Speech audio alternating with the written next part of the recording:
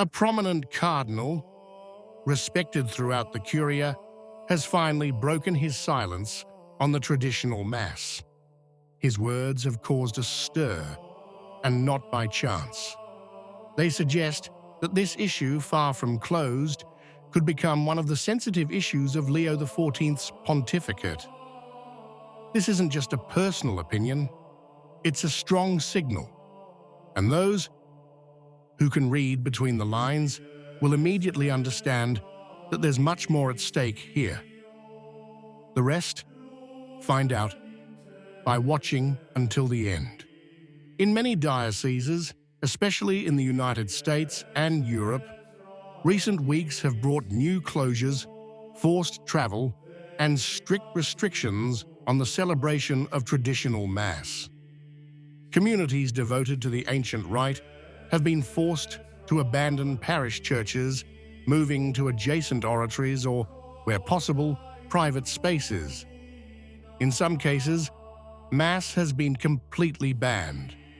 And all this, despite the growing discontent expressed by bishops, cardinals, and faithful, who have long denounced a punitive and unpastoral approach. At the same time, the impression of a profound rift between the hierarchy and a significant portion of the Catholic people, tied to the ancient liturgy not out of nostalgia, but out of ecclesial conviction, has intensified. For months now, cardinals have been making public statements with varying degrees of frankness, questioning the imposed restrictions. This isn't just a liturgical debate, it's a point of division. By now, in various circles, there is a growing awareness that the question of the traditional Mass could become, if neglected or poorly managed, a real cause of a schism. And while the higher echelons remain silent, the Catholic base experiences this moment as a forced purification, a silent test. But fidelity to tradition isn't extinguished by decree. It takes root, grows stronger, and begins to demand, with ever greater insistence, a clear answer. This is the climate in which a voice, until now remained silent, has decided to speak out.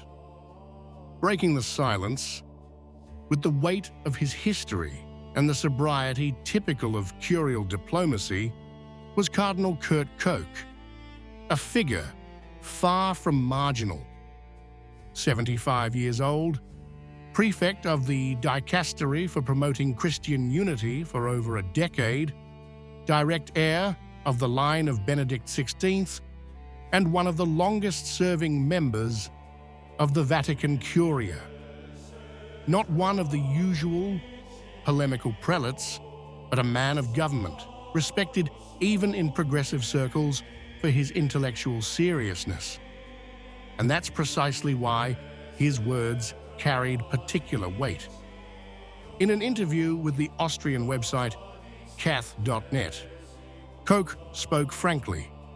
While he stated that he had not yet directly addressed the issue of the Latin Mass with Pope Leo XIV, he stated that it would certainly be desirable for the door, now closed, to be opened wider.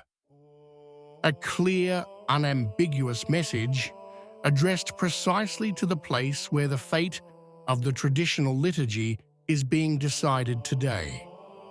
But the Cardinal did something even rarer.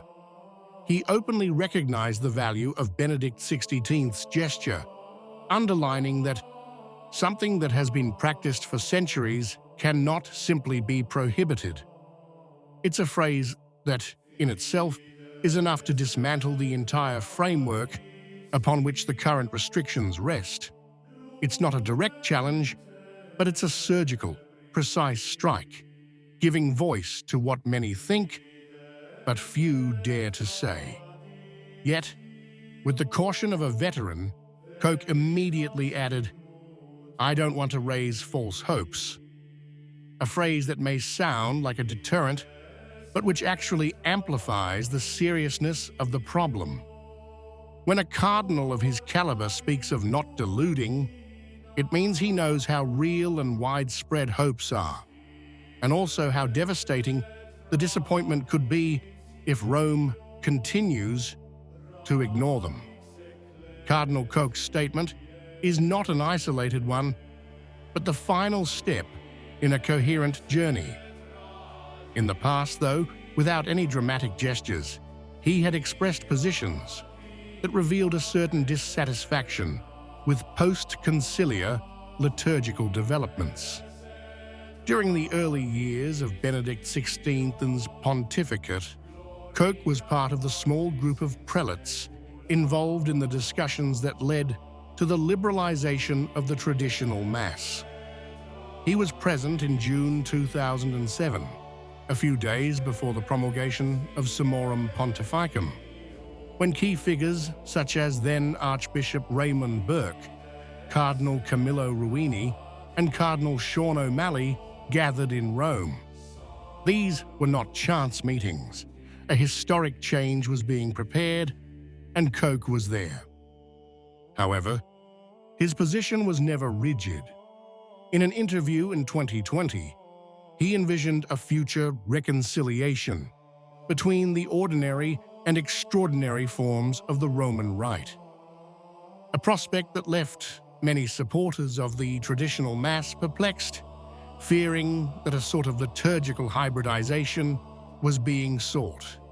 Dr. Joseph Shaw, president of the Latin Mass Society, reacted firmly, recalling that there are multiple rites in the Church and that imposing a forced liturgical uniformity would be an ecumenical disaster. Yet, it is precisely this balance between firmness and openness that makes Koch's words particularly relevant today. He is neither a nostalgic nor a polemicist, but of a cardinal who has lived through pontificates, crises, reforms, and who today, perhaps precisely because of his seniority and authority, can allow himself to say what many, even among the cardinals, think but dare not declare publicly. His message is measured, diplomatic, but clear. The door is closed, and someone must reopen it. All eyes are now on Pope Leo XIV. Yet, since his election, the American pontiff has maintained an extremely cautious profile on this very issue. Until now, Leo has spoken only in general terms of enhancing the liturgy and has made public remarks about the symbolic richness of the Eastern rites, words that some have interpreted as a sign of a deeper liturgical sensitivity than his predecessor, but no direct reference to the ancient Roman rite, no concrete gesture. And in the vacuum left by Rome, the dioceses continue to act in a scattered fashion, often following the long wave of restrictions imposed during the previous pontificate. According to sources close to the Curia, important documents are already ready, but the Pope is waiting until the fall to make any decisions public. This wait weighs like an unfulfilled promise. On the one hand, there are those who hope for a détente, at least a partial return to the line of Benedict XVI.